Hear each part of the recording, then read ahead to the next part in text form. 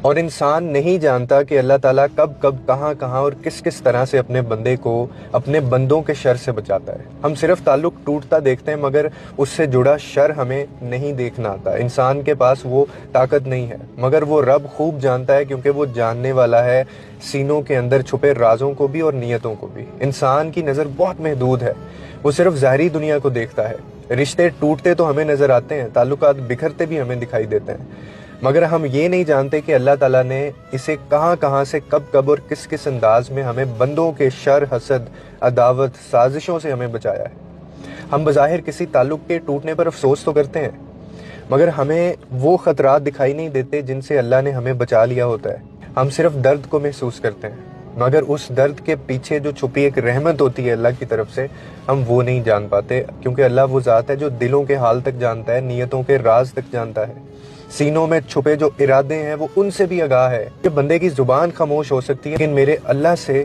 کچھ چھپا نہیں ہو سکتا، کچھ چھپا نہیں رہ سکتا۔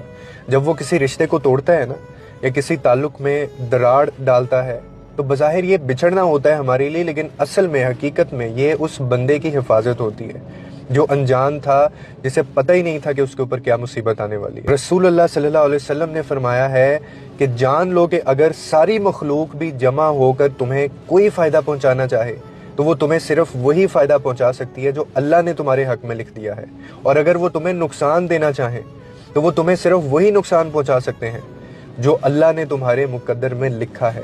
تب بھی میرا اللہ ہی ہے، تب بھی اس کا کن چاہیے، پوری دنیا بھی مل جائے تب بھی ہم اس کے ایک کن کے محتاج ہیں۔ تو بچھڑنا یا تعلق کا ٹوٹنا، ہمیں اس وقت لگتا ہے کہ شاید ہم سے کچھ بچھڑ گیا، ہم سے کچھ لے لیا گیا، لیکن اس کے پیچھے کیا ایک حکمت ہے، اس کے پیچھے جو رحمت ہے، ہم اس کو نہیں دیکھ پاتے۔ اس رب پہ بھروسہ کریں۔